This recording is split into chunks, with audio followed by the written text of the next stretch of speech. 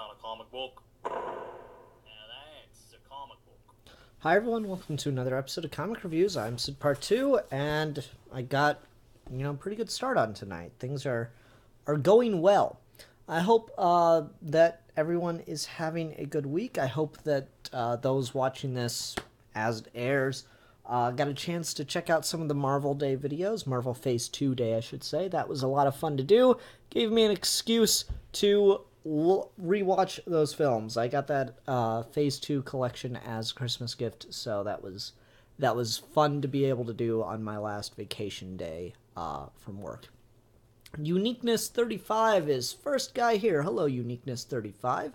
Glad you could join us. I know you've been wanting to come to the streams for a couple weeks now, so glad you could make it. Sorry I'm inconsistent about the precise time at which I stream.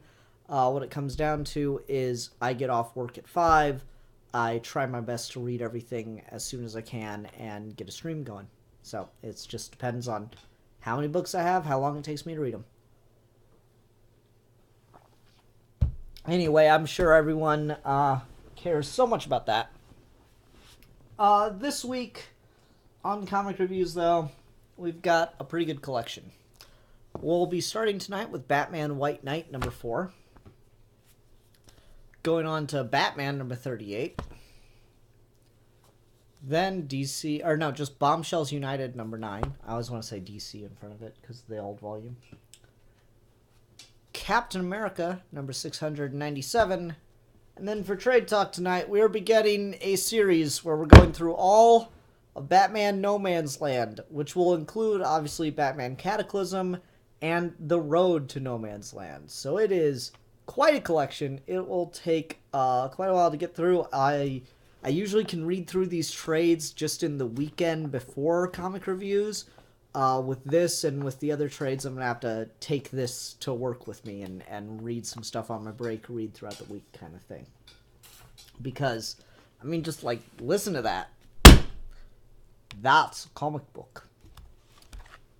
Rip headphones.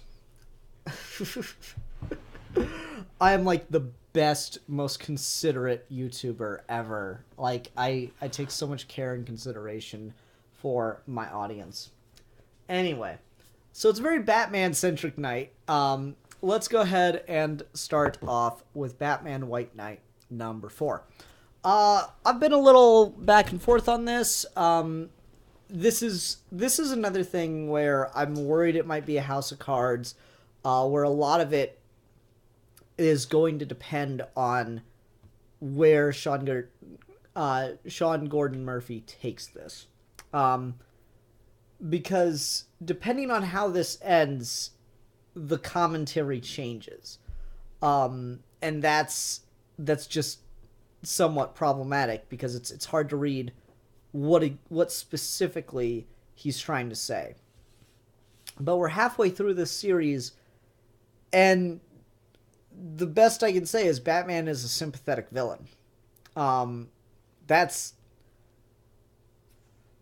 is the approach that we have been given so far, is that Batman's the sympathetic villain here. It's not that you don't feel for him. It's not that he's not, got excuses for why he's this way. But, end of the day, he's on the wrong side here, at least as far as I'm concerned. And if that's the case, then, it's kind of like a harsh Batman story and is maybe just a little unfair to the character. You read people with their, hot takes on Batman. God, I was reading one just the other night. What was it? Batman's a psycho who just gets off on beating up mentally ill people. Then he throws them in an asylum, which he knows they'll get out of, and he's okay with that because it gives him the chance to beat them up again. And that's just brutal and cool. And I'm like, fuck that take on the character. If that's that hot take kind of thing. And since that's not specifically what Sean Gordon Murphy appears to be doing, I'm not going to harp too much on that. But fuck that kind of theory about Batman, because I feel like that's just unfair to the way in which Batman's written. He's a fictional character. You can't take every single thing as an inference. Some of it's just the writers didn't think of that, and some of it's you didn't read enough. But if this is, like, if Batman is intended to stay the sympathetic villain for this, if there is not redemption for Batman being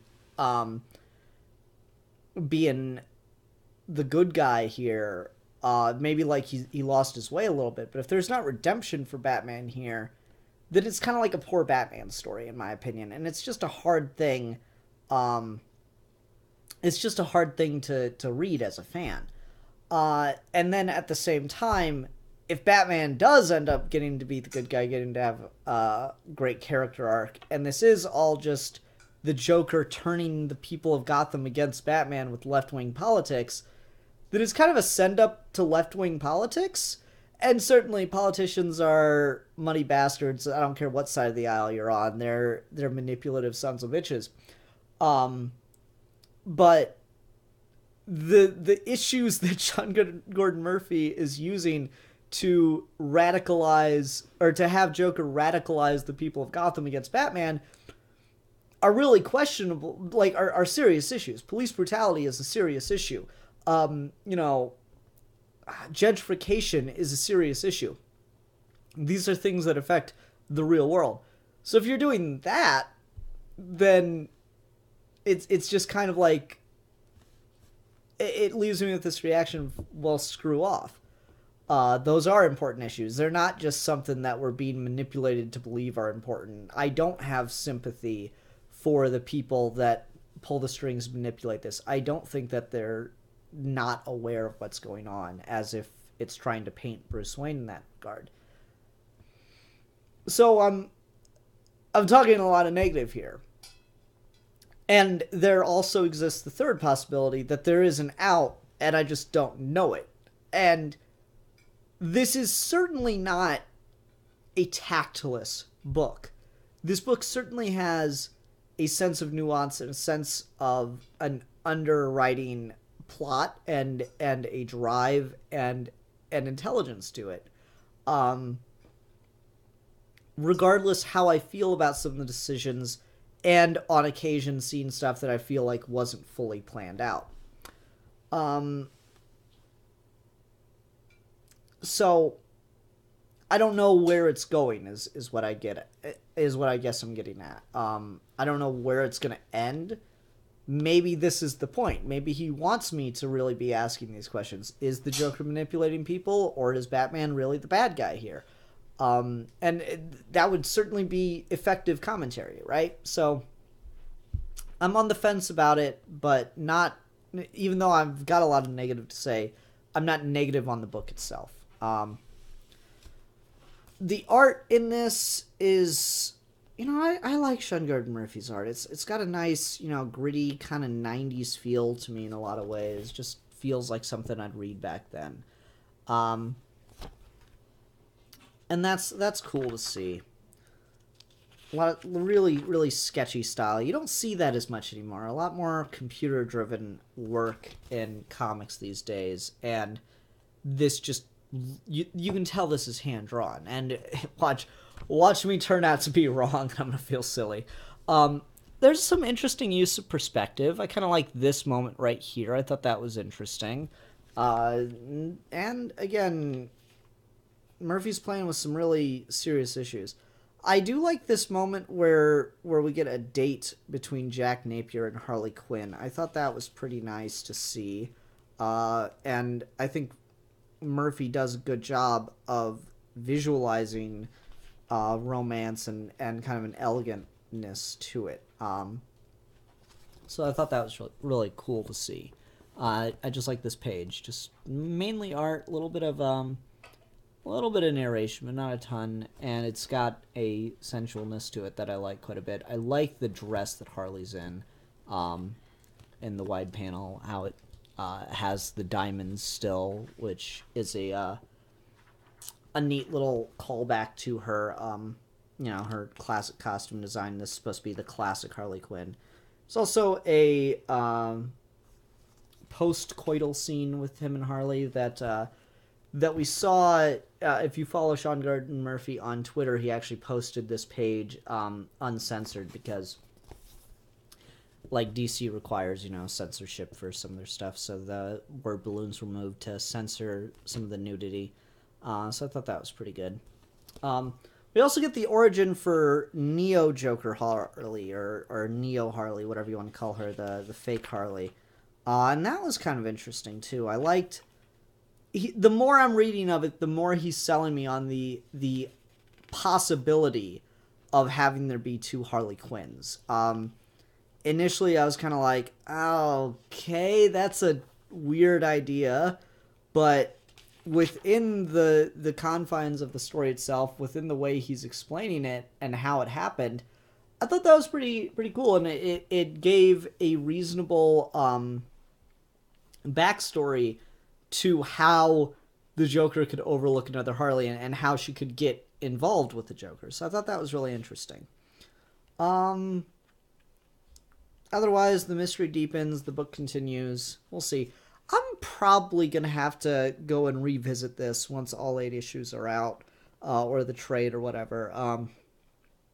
Go back and reread it as a completed piece to see how I feel about it ultimately. Whew.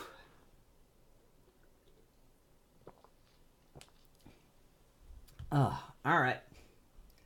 Let's move on to Batman number 38, written by Tom King, with art by Travis Moore. So this I really like because it's just a pretty simple one-shot.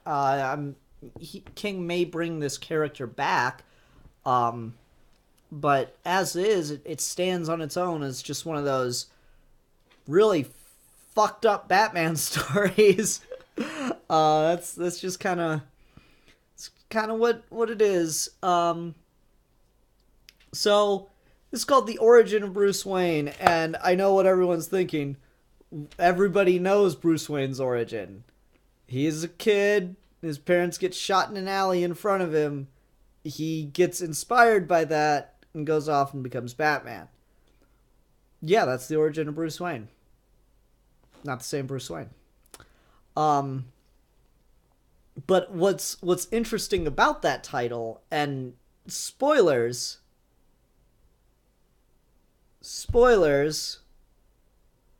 go read the issue because spoilers, we get a new Bruce Wayne's origin in here as a villain. Now, I got a fairly good live audience right here, so let me just take a poll real quick. Let me just take a quick little opinion. When I say that it tells the origin of a different Bruce Wayne, what do you guys think? You thinking multiverse, different guy in normal universe named Bruce Wayne? What are you thinking? Give me just some ideas, some off the top of your head guesses if you haven't read the issue yet. I am very curious. I like interacting with the live audience. It gives me a chance to drink. Dr. Holocron guesses Hush. No, his name is actually Bruce Wayne, but good guess. Alternate reality, multiverse.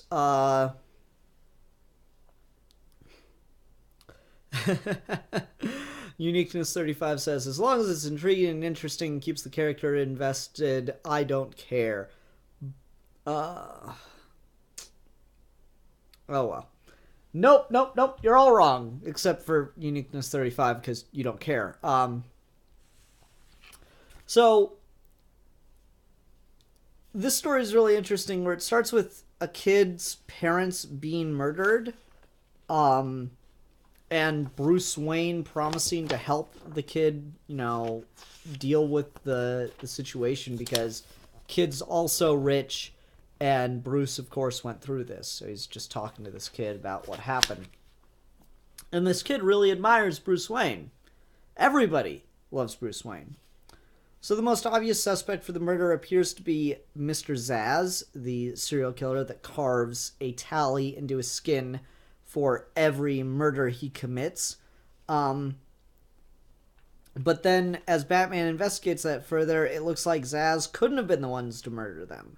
So he continues to investigate, and it looks like evidence points to Two-Face being the one to have committed the murder, as more murders are discovered. But Batman doesn't quite buy it, and he thinks that there might be another murderer.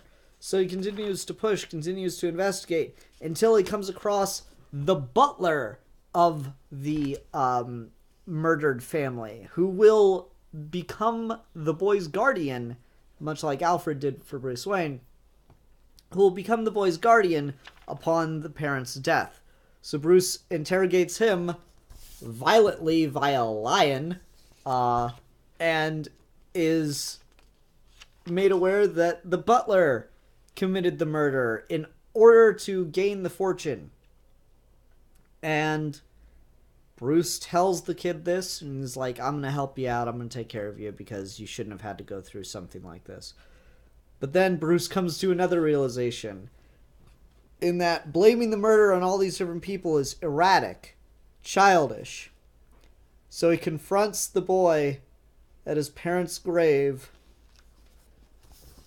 where he's busy carving Thomas and Martha into the grave and into his own face. Because the boy is obsessed with Bruce Wayne and wants to be Bruce Wayne. And it's creepy. So the origin of Bruce Wayne, we have a rich kid who goes off the deep end and gets obsessed with Bruce Wayne. And I really like this because it comments on the idea of who Bruce Wayne is. I love this dialogue at the end of this. As he tries to reason with this clearly deranged child. And it's really hard to read because we bring back a line from I Am Gotham that works perfectly well here. It's like Bruce apparently just likes to tell kids that are scared this, and here it's kind of backfiring. When your parents die, that kind of pain, what it does to you, it's always there, scratched into you. Kids quoting Bruce. You don't understand, Batman, because you're part of them, part of the dark. You haven't suffered like me. I was so scared, but it's okay to be scared. Just means you get the chance to be brave. Batman says, Matthew, you need to come with me. I can help you. Don't you know who I am? Master Bruce doesn't need help. I help others. I am inspired by my parents to save everyone. Listen, you're sick. You're sick. The freaks are sick. Gotham is sick. Master Bruce is the cure. You don't know anything. When my mommy and daddy died, I never felt pain like it. Stop. My parents died for this city. I watched them die. Oh God, I will never forget it. Never. Stop this. I'm Master Bruce, and I will never stop fighting for the light. For Gotham, for mommy and daddy. Stop it. You're not Bruce Wayne. You're a sick kid with dead parents. Well, yes, but what else is Bruce Wayne? Like, does Tom King just sit around and come up with fucked up things to give you unpleasant feelings? Like, that is really, really fucked. And it's a really interesting commentary on Bruce Wayne as an archetype, as this character, you know, the tragic backstory and all this stuff. So what makes Bruce Wayne Bruce Wayne? Is it just that his parents died? What makes Batman Batman? Is it that Bruce Wayne's parents were killed in front of him? Or is it something more? And that's really interesting. Man.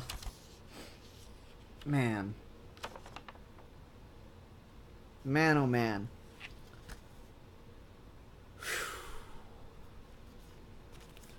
Tom King writing up a storm here. Travis Moore does some pretty damn scary art too. He uses a lot of really big panels. Tom King's obviously a fan of the 9-panel grid, but he uses some he gets to do some stuff with some bigger panels here. And that's really interesting. I like the smoke effect from Gordon. That looks cool.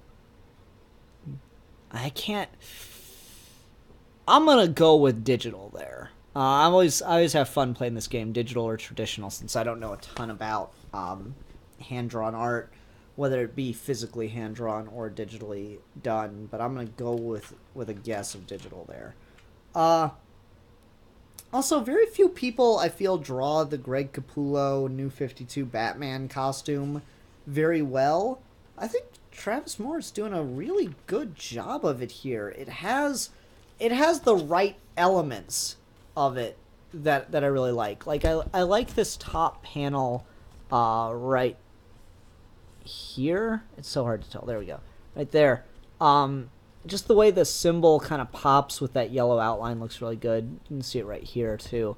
That works. That's good use of it. I think a lot of people overemphasize the purple in it way too much, and I think Travis Moore is doing a good job. Though, to be fair, that's probably more credit due to the inker and colorist. So Travis Moore did the inks, and Julia Brusco did the colors. So I'm gonna give more credit to that to Travis Moore, given that inking deals with shading the most. So, at least from my understanding, you get a lot of cool silhouette-y kind of things. I like Batman as that creeping shadow kind of look, and this does a good job of it. Let me find the other panel that I really like. Like the scene with the lions. I really like this last panel of Batman looking down on him. It's that like he looks like a wraith, and I love that look for Batman. Give me 90s shadow Batman with the weird curly spike things on his shoulders any day. Let's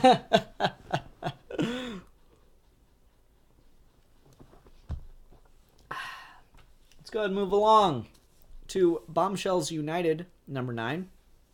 Now, I said it was a very Batman-heavy night, and that's not just because of the 2 books with Batman in them and the Batman Cataclysm review coming up. But I also have Bombshells this week, which is a Kate Kane Batwoman story again. We are continuing to focus on Kate Kane. This issue, though, is kind of split. It's her story, but it's connecting dots around what's going on in this story. So she's not the main focus here of this particular issue. But the villain Kate Kane is now going up against is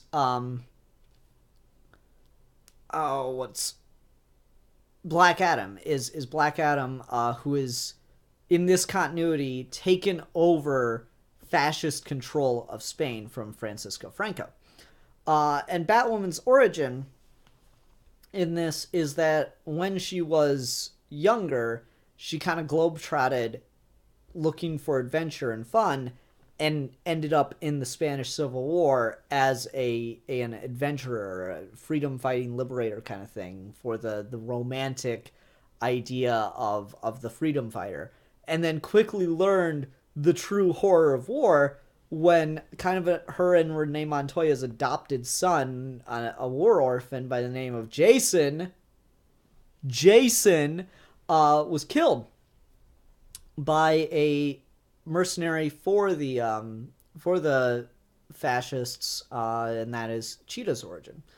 So yeah, you got that's how you get your Jason Todd death in this continuity.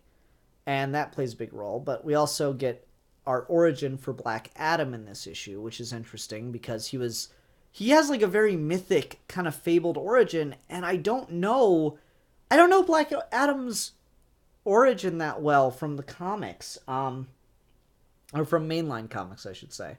Like, I know he was given the Shazam power and then he used it for evil, but I don't know like the particular origins of why he was given that power. So here, we have like a young prince in 1250 BC, who is kidnapped by a warlock because the warlock wanted to use royal blood to perform a spell, but a stable boy refused to leave the prince's side.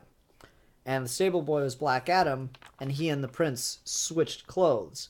So he was putting his life on the line to save the prince, and this endears him to the prince when they're rescued, and he insists that this boy be elevated in status and become, for all intents and purposes, his brother. So because of that, he is indoctrinated in the ways of the religion of Shazam and is given the last pure magic and basically becomes Shazam. One thing I like about this, since we have an origin for Mary Marvel as the Shazam of the Bombshells continuity in the 1940s, Margaret Bennett has to find a clever way to make that gel with what we're seeing here. And so Mary Marvel, very interestingly, does not say the names of the Greek gods, right? Hercules, can't remember, does it, does Billy Batson get his powers from the Greek or the Roman versions of the gods? I'm trying to remember the sequence of names for that reason. Anyway. So, Mary Marvel I think that's her name, Miss Marvel, whatever, in this continuity, Mary Marvel became Shazam because she was saying the names of Jewish women mentioned throughout the fables of the Torah. And she was saying them so fast and in such a fearful fit, given that her damn house was being bombed at the time, that it all just kind of blurred together, and she said Shazam because each of their names began with the corresponding letters for Shazam. And so the priestess of this ancient religion here explains how this works. And I really like this exposition. A spell to call upon all the virtues and strengths you hold dear. The word may come from any name, so long as you revere them and they spell the secret sign. We share gods with the Egyptians, and if you hold those gods as holy, then their strength will come to your aid with all the majesty they can offer. The spell is a word. I wield, and when my time is over, you shall wield it too. I shall train you, Adam the kennel boy, Adam the prince, but the magic must never be used in rage, or it will consume you and vanish, lost to the winds of time. I really like that. That's a clever way to blend Shazam across multiple religions. It's about the faith you put into the names that gives you the power. I really, really like that. And I imagine that has an effect on what's going to happen with Black Adam here, because they mention that if he uses the power for evil, that it will corrupt and eat away at him and destroy him from within. And so I imagine that's like he's lost the faith in those names. So imagine once we get around to it, the way he's probably going to be beaten is going to have to do with the fact that he has faith only in himself and in his power, which in and of itself is based off of things that he doesn't believe in anymore. So that's a really cool move. I really like, that's a lot of thought put into the contrivance to give kids superpowers. So I really, really enjoy that. Anyway, we get the origin for Black Adam here, where he fell in love with an Egyptian priestess in exile, and they attempted to reclaim Egypt as a couple. But the war goes wrong, and he is using the magic selfishly and brutally, and that's going to eat it away at him. So the priestess tells his wife, Isis, which, clever, not the terrorist group, the Egyptian goddess. The priestess tells Isis, if you want to save him, there's only one way to do it. Because if you turn yourself over to the Pharaoh, he will never stop trying to get you back. And it will corrupt him and destroy him from within. And she shows her the one way to do it. And hands her a knife. And then so Black Adam comes back and sees his dead wife, and then that does not have the desired effect whatsoever. He goes off and becomes a Black Adam, searching throughout history for a way to bring her back. I thought that's a really, really cool, really interesting and unique origin. And that explains why he's in Spain now, not just for power, but because he's come across the trail of the Lazarus Pits and is interested in using them. Then we get back to Kate Kane, Renee Montoya, and Talia al Ghul. Talia being the protector of the Lazarus Pits. And the last issue ended with the big reveal that Cheetah was under the protection of Talia al Ghul. And that is causing, obviously, some tension, since Cheetah essentially killed a surrogate child of Kate Kane's. And I love, Kate Kane knows how to curse someone out. I really, really like this. You vicious, rabid, gutless, murdering Nazi lapdog, you cringing, spineless, bootlicking fascist. That's a great... I'm going to memorize that. That one is... Oh, that's nice. Anyway, so Cheetah explains what she's doing there, and I like this too. Cheetah was in love with Paula von Gunther, the Baroness, that was a villain in the first volume, who at the beginning of this volume has turned to good with the guidance of Wonder Woman. And so, to prove her love for Paula, Cheetah is now looking for redemption herself, trying to redeem her own evil deeds. And the most evil thing she ever did was killing Jason. And we're at a Lazarus Pit. And she killed Jason. And we're at a Lazarus Pit.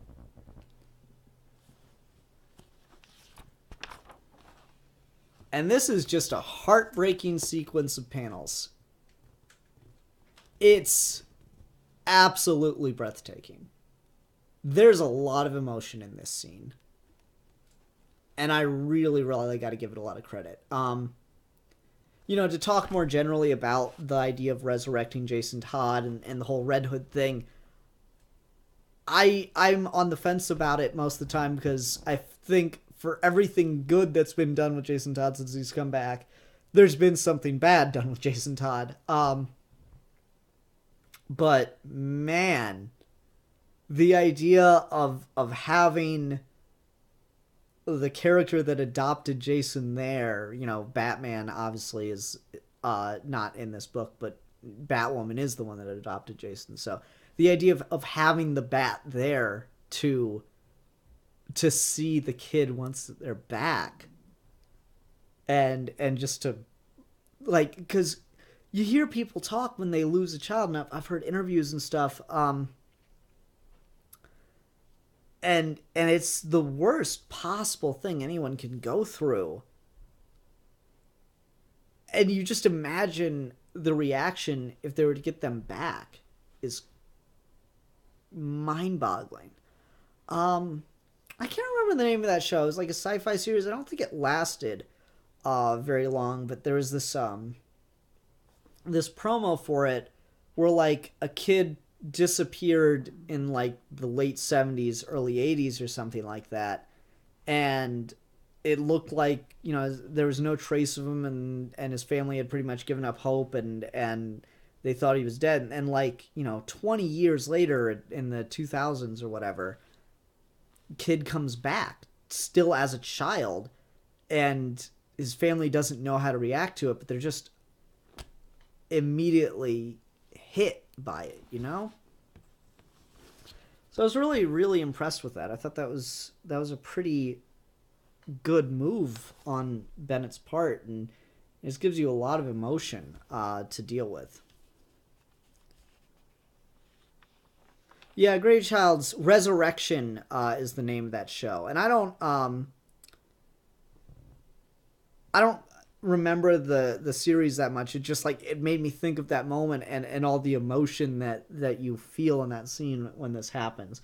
But the consequence of this is, now that the Lazarus Pit has been used, Black Adam essentially has the scent and knows directly where to go to look for it, whereas before he was just kind of marching around Spain trying to find Lazarus Pits.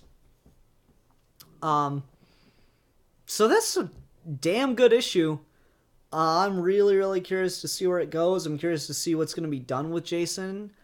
If Jason's going to turn into a Red Hood style character for the DC universe, or for the Bombshells universe, or what's going to happen, because Jason's still a child right now. And that's just really interesting. Margaret Bennett just knows how to play me like a fiddle, man. I swear. Everything she does, I am just there for it. I'm jumping, and she knows how to just make me turn. Like, you think, what? This is issue 9. There were 33 issues of Bombshells. So that's 40-ish,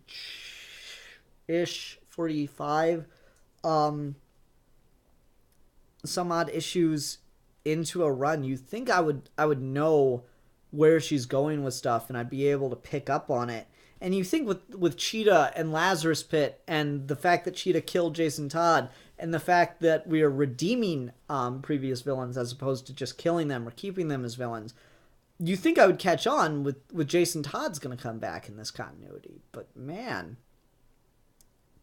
she keeps surprising me. I'll say what I always say about Bombshells, folks. Don't sleep on this book. Go pick it up. Bombshells United. It's really good. It's gonna be better if you read the first volume, but honestly, we're only 9 issues in to Bombshells United. It'd be worth picking up just for that too. What can I tell you? I love it. Let's see here. I'm getting questions in the comments, but looks like we're just talking about Justice League. For the record, I did enjoy Justice League, but not as much as I would have liked to enjoy a Justice League movie. Alright, give me 1 sec, folks. Give me 1 sec.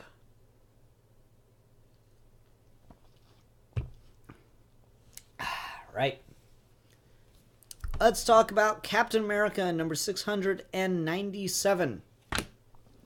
So there's a pretty famous story that gets, like, what would you call it?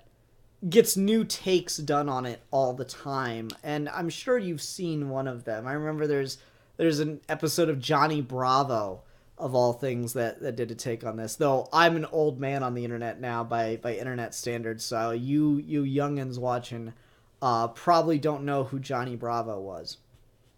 But there's an episode of Johnny Bravo that did a take on this story. There's several episodes of other shows, movies, cartoons. And it's a pretty versatile premise for a story. Someone is on an island with an eccentric hunter who has decided that now he hunts people. And he's hunting this dude. And we're following his story. Kraven the Hunter versus Captain America. And the story is called The Most Dangerous Game. So it's The Most Dangerous Game, but with Captain America and Kraven the Hunter. Now here's the thing that, like, everybody misses about The Most Dangerous Game. Sure, the I am being hunted, I'm a human being, but I'm being hunted by another human being.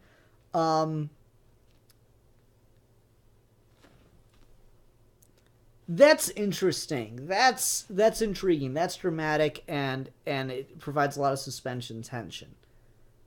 No one gets the best part of that story.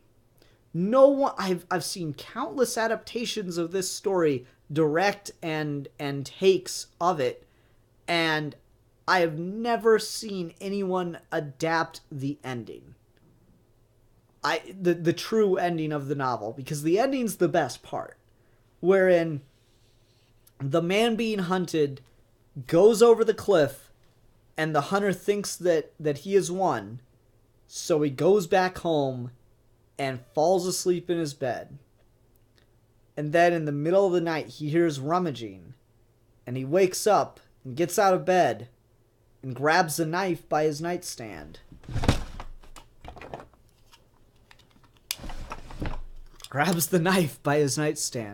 He walks around in the dark, letting his eyes adjust.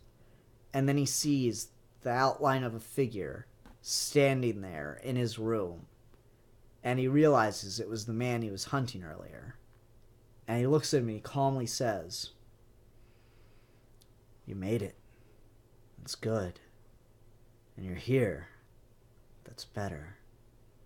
It's warm in here. The bed's cozy. And it can be yours. So easily. So simply. All you have to do is take it." And then it's just, the quotation's over, and then there's just one more line because the story is in first-person perspective. And the line is, "I never slept more comfortably in my entire life." And that is the best part. That is what makes that story work so well and makes it so creepy and horrifying. It is a true horror story. And no one ever adapts that part. And it drives me nuts because it's clearly the best part of the story. I never had a more comfortable night's sleep in my entire life. Oh, it's so good. Sadly, Captain America versus Kraven does not adapt that part of the story either, and I just find it disappointing because of that.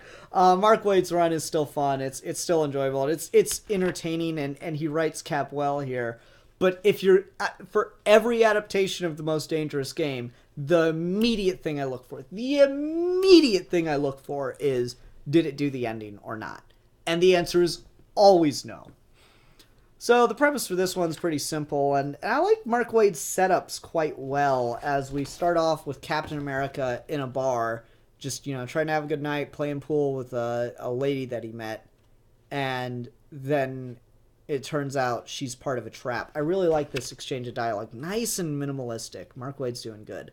"Oh my, you certainly know what to do with your stick. What did they call you, cowboy?" "Steve, what do they call you?" "Bait." And then, she scratched his arm and he just passes out. God, that's a good scene. I don't want to seem like I'm crapping on Mark Waid for not adapting the ending of Most Dangerous Game. That's just a personal thing for me that drives me crazy people don't do with the story. That scene, though, that setup is pretty damn good. So then Cap wakes up on Kraven's Island, and he's got a shock collar, and Cap says he's not going to let himself be hunted because he's not afraid of Kraven, but then he hears a man scream, and he realizes that he's not going to be alone in trying to get off the island, so he goes to save the guy. And then he has to get the guy through all the traps and craziness of Kraven's little private island. I like this line. The guy asks, "Where am I?" And Cap says, "With someone who learned to navigate a booby-trapped jungle before your grandfather was born." I like that. That's a good Cap line. So anyway, guys, Cap's got to, it's an escort mission. Cap's got to get this stupid idiot who keeps springing all the booby traps through the island alive. And he doesn't quite know what to do, or he doesn't quite know how to completely save him. But then, when it looks like he stepped on a mine or some kind of pressure trap, Cap tries to save him, and the guy puts a gun to Cap's head, realizing that truly the guy was the trap, and Cap's able to react quickly enough and defeat him. But Kraven thinks he's still won and that he's still going to defeat Steve, and Steve goes off the cliff and turns the tables on him. And then they both fall into the water. Cap only kind of semi-consciously survives, but is immediately attacked by the mercenaries that hired Kraven, and Cap is frozen solid in the water again. So, pretty good issue. I like the issue. I like the take. It's a strong take on Most Dangerous Game. We get a post-credits teaser where it looks like Wolverine's trying to find Captain America, so that'll be interesting. Maybe. I don't know. It's got this this tag on the cover, "Where is Wolverine?" I don't know if that's like a story arc going on in Marvel or something right now. I'm obviously more of a DC guy. We'll see. I don't think that's got anything to do with it, but who knows? Is Wolverine back, or is it still Old Man Logan? Does anyone know? Because again, I don't keep up that well on Marvel. Anyway, Uniqueness 35 says, I totally agree with that in regards to the ending of Most Dangerous Game. Although I really like the movie version of the ending as well, where they fight each other to the death. So I love that book and the way it ended so much. Me too, man. That ending is so good. Anyway, can I say anything about the art again? Chris Samnee does the art in here. Samnee. And it is great. It looks really cool. Again, I love the minimalism, but I said that last time, and I don't know how much else I have to say. Does some really cool pose work that I like, and that's cool. Neat facial expressions. Again, a little cartoony at times, but that's okay given the more minimalist style. This would be a great run to adapt for animation, because you could pretty much one-to-one translate a lot of the character designs the way Samnee's displaying them, which is nice. Anyway, let's go ahead and end our weekly segment. Everyone, thanks very much for coming live, but as you all know, or as you will now know, I don't do live interaction during the trade talk unless I have like a question I'm hoping you guys can answer, so stick around certainly if you've got something for me. I'll pop the chat back up and look, but I'm going to take a swig of my Mountain Dew here, and then we're going to go on to trade talk.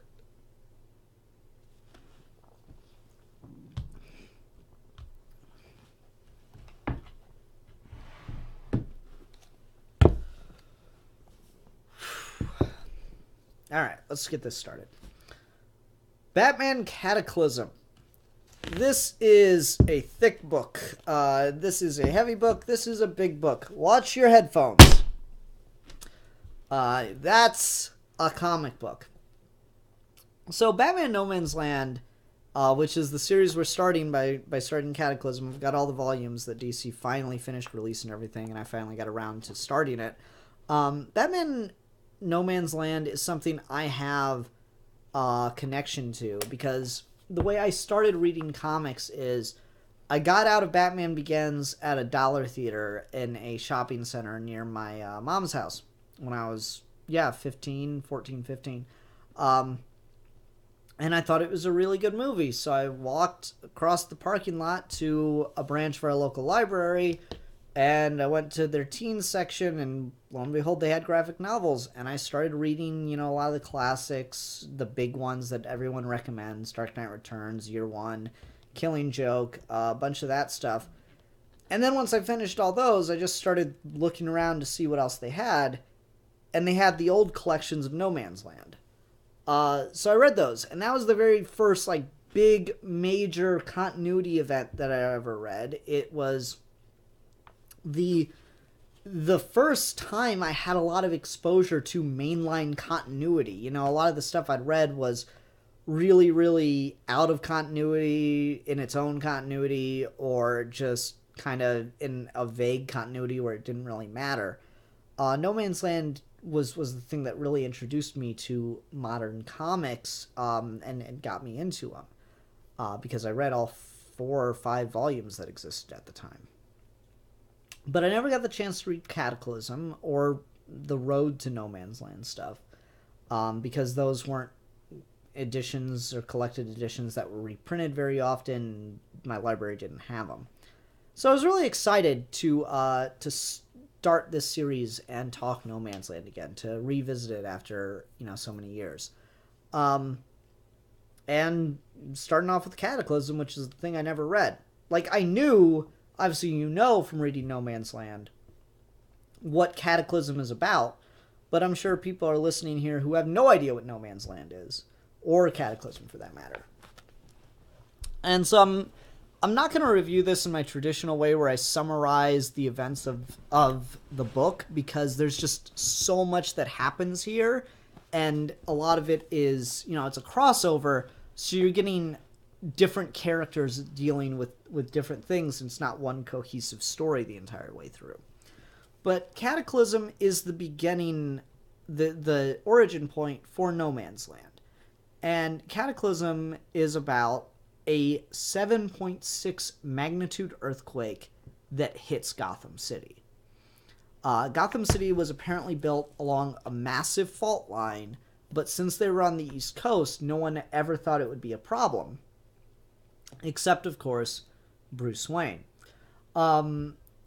And so Bruce Wayne is the only one in Gotham to put any kind of structural supports in his buildings specifically to help them survive an earthquake. Everyone else thinks it's a waste of money. And because of that, when the earthquake hits, and it's a 7.6 magnitude earthquake, it completely levels 90% of the city. And it is devastating. Gotta see if I can find a nice big spread of it, because they show you so many huge spreads of all the devastation that this causes. Come on, give me something better than that. There's a good one. You just get like a real idea of how massive and how horrific the damage caused by this is.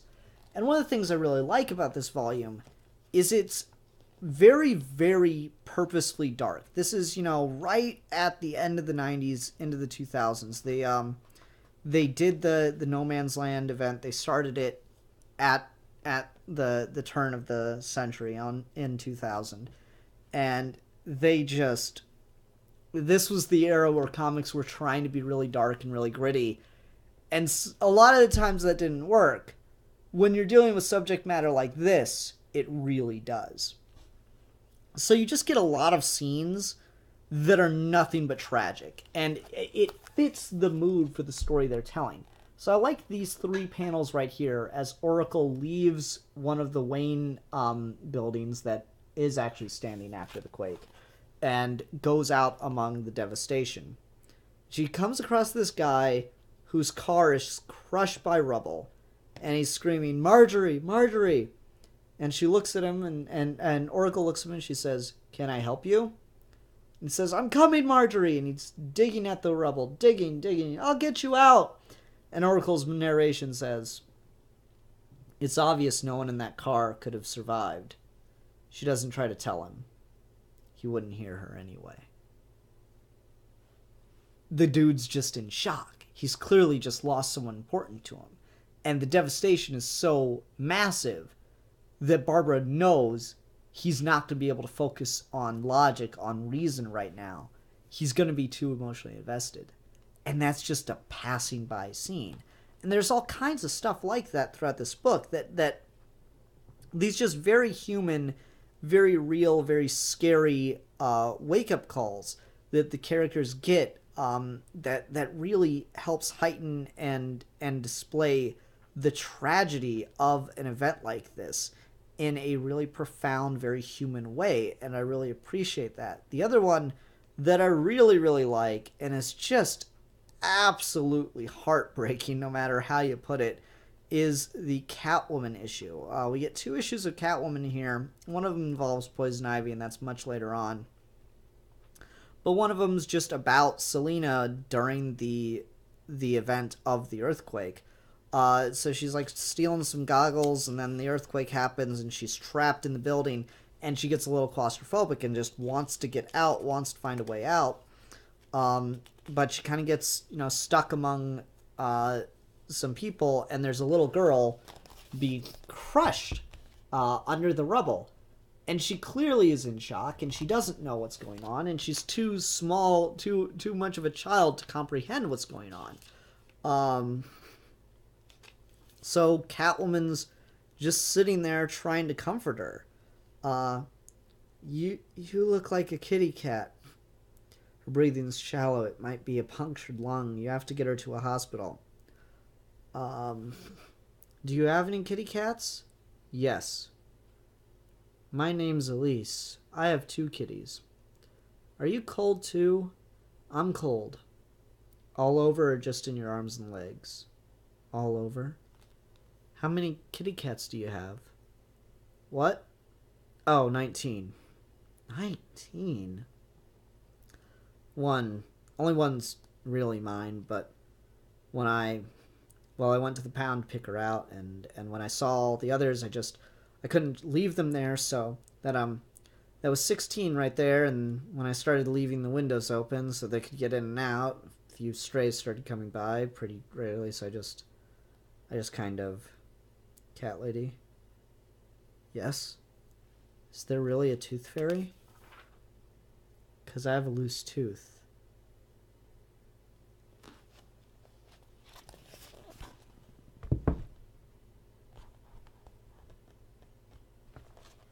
That's just a really tragic scene, and it's this is the dark era of comics, but it's not exploitively dark. It's not dark for darkness' sake. That shit's earned in a tragedy like this.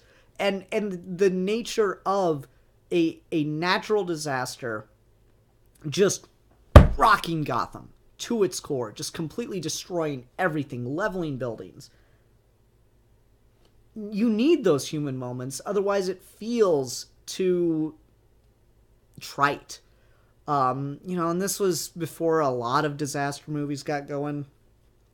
So that really helps it here. But that's just so human, and that is really the best parts of this book.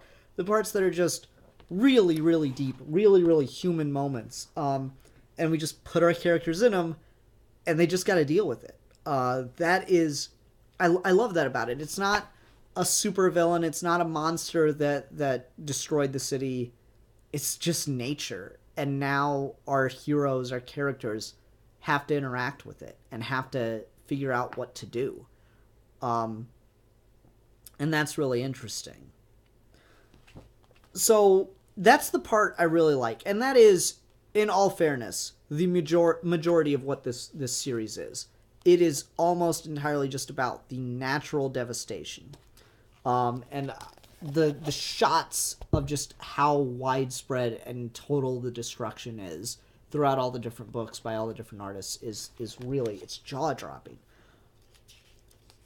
I will say, even though I like No Man's Land, and this starts to show you what No Man's Land is going to be like, I will say I get disappointed that they immediately start going to the supervillain side of things, that they immediately start to involve the supervillains in the physical plot of what's going on.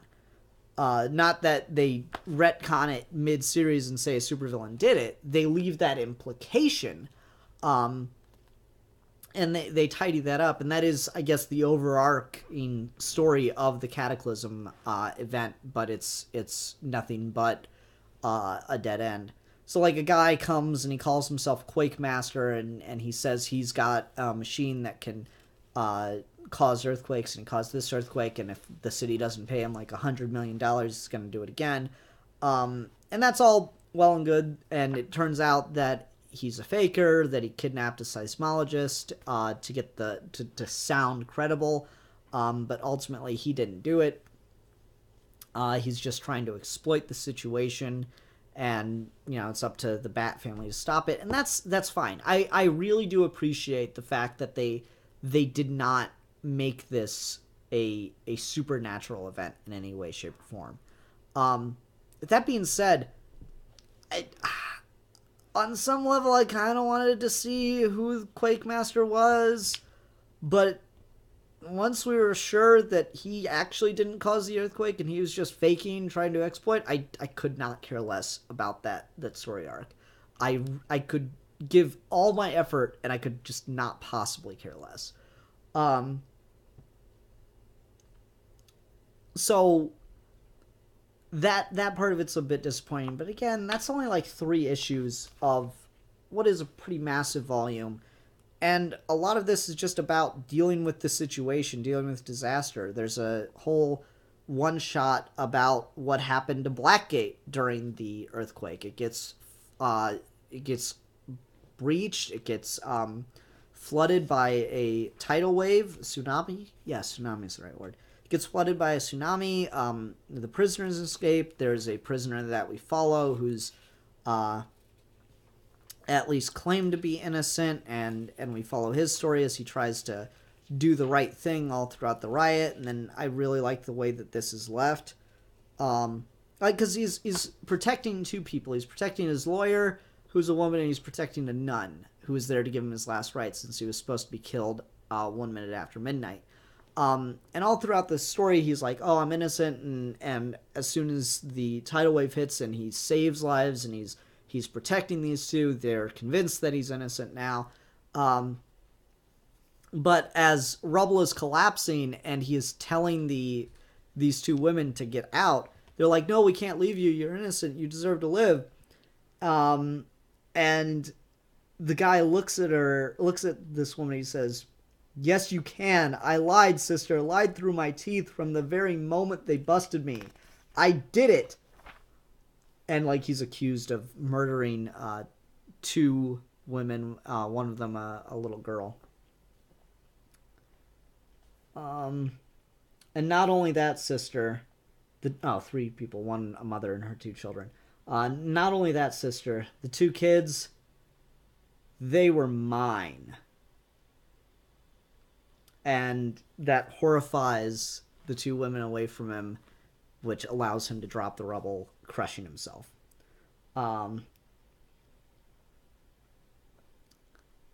That's a very dark and twisted scene. So he drops the rubble, crushes himself. The Batman's able to save the 2 women. And then we get this conclusion at the end where they're talking to each other. Didn't even thank you for... He's gone. Well, the helicopter's waiting, sister. Are you alright? Just thinking about Jared Manx. He did lie. But when? And about what? So it leaves you... Again, that's a very human thing. It leaves you with this interesting question. Did he lie from the moment he was arrested about not murdering the mother and her children? Or did he lie at that last moment in order to save the people that he was with? I really like that. That's just good writing. Who wrote this issue? Because I think there's a ton. Obviously, it's an event, so everybody that had a Batman-centric book was writing, and like I feel sorry for people that were like reading, Huntress at the time or whatever, and just wanted to know Huntress's story and what Huntress was going to be doing, and didn't care about events because this event stomped over everything.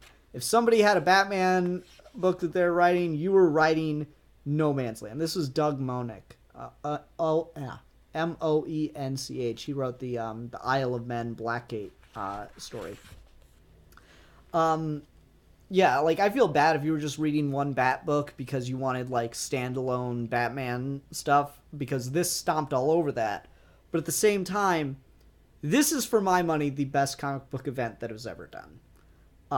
I've read a number, like I like Blackest Night, but I think it has a pretty piss poor ending, and I didn't read every single thing that crossed over into it. I like other events like Final Crisis, I think is better than people give it credit for. But this is like good. This just like even the parts that don't work really well, like there's a Catwoman Poison Ivy story that's kind of needless. And I don't like that just because, again, I like to deal with the devastation of the earthquake. I don't like immediately throwing the supervillains trying to take advantage of that in right away, at least not right now in the immediate aftermath of it. You know what? Fuck it, man.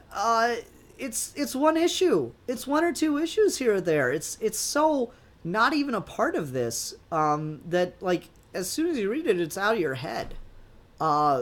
interestingly, a few weeks ago, I did a trade talk on the Batman Arkham 100-page spectacular, and that had a couple stories about Arkham in it, a couple of them from Alan Grant, and that one of those, Tales of Madness, reappeared in there, so that was kind of cool to see.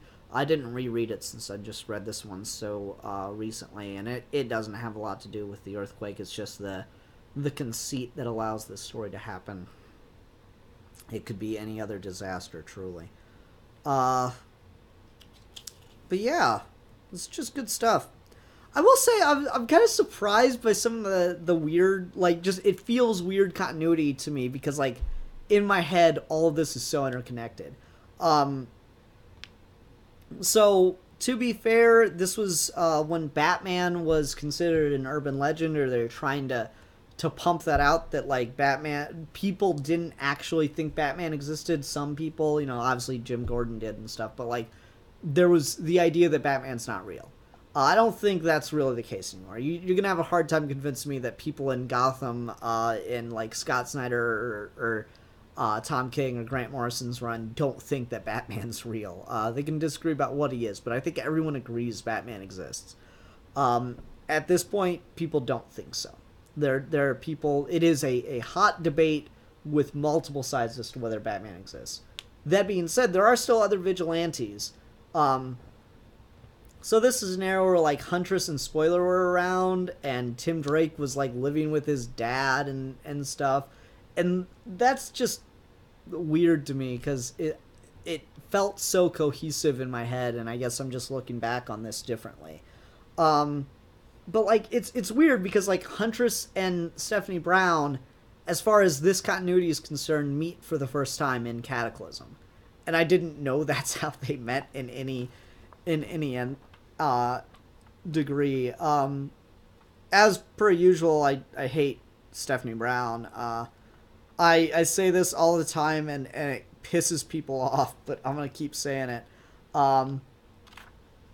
The best thing Stephanie Brown ever did was die. There are also a lot of just really good short stories that I quite liked. And they give you some pretty neat implications of just what it's like to deal with an earthquake in Gotham, of all places. So we got this one by Devin K. Grayson called The Contract, in which a bunch of gang mercenaries are given a contract to sign in exchange for money to go out and help people. They're given a moral contract to sign, and they're sitting there bickering amongst themselves as to whether or not they actually need to help people, and since they're all, like, men of their word, they end up coming together to do it. And the whole time you're wondering, well, who gave these guys a contract? And of course it's Batman. And I really like Bruce Wayne, rather. I really like the ending of this, where you get to see a bit of the contract, and I like the way it works, because, they're looking at the money that they got for saving people, and a kid comes up and he's like, "Were you guys sent by Batman?" The guy looks at him and he's like, "Yeah, I suppose we were. Here, when you get to the shelter, give this to them from him, to help." "Cool, thanks. Oh, sir, tell Batman he can count on me." They're like, "Why'd you give the money away?" He's like, "Read the contract." And it's like, Item 8. In addition to the clause against looting above, the undersigned hereby agrees to rob no one of faith. Actions will be grounded in logic, but during the course of this mission, nothing will be stated nor implied to any persons with the express intent of crushing spirit or will. The injuries encountered in an undertaking of this magnitude will not be limited to those of the body and must be kept in mind at all times. That is so a Bruce Wayne thing to do. So I like that. That's a cool moment. There's another one by Chris Renaud. He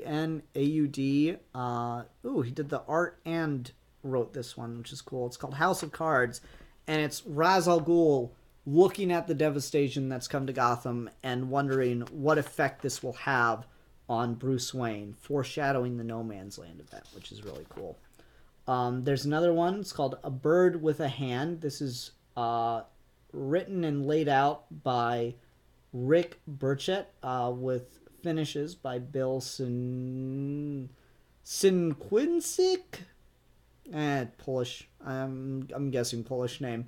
And I really like this one a lot. It's just 3 pages, and it's really, really good. As Penguin, very, very clearly Penguin, walks through the streets of Gotham, hearing the cries of the trapped, and passes them until they say, "Please, wait, I'll do anything." And he comes back and asks them, "What's your name, and what do you do for a living?" And they tell him his job. And based on their occupation, he decides whether or not they are worth helping. If they have an occupation he likes and he can do something with, for example, an accountant, an accountant for a law firm, then I'll help them. But if they're a grade school teacher, he just moves on because they're useless to him in the future.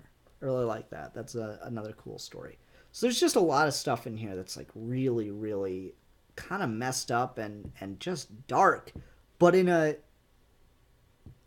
way that feels earned. Like, you wouldn't want this to be, like, I wouldn't want this to be massive earthquake happens, but Batman's got it all planned out and is able to save everybody. Because end of the day, he is still a man, and this is nature. There's just so much that you can do. So there's going to be cost. There's going to be human tragedy, and they handle this, I feel at least, with tact. So aside again from just the wish that the supervillain plotting to take advantage of the situation was held off on till after Cataclysm, till we get into No Man's Land and Road to No Man's Land, I will say I really, really like Cataclysm. I think this is very well done. Again, it's a crossover that gets something really, really right.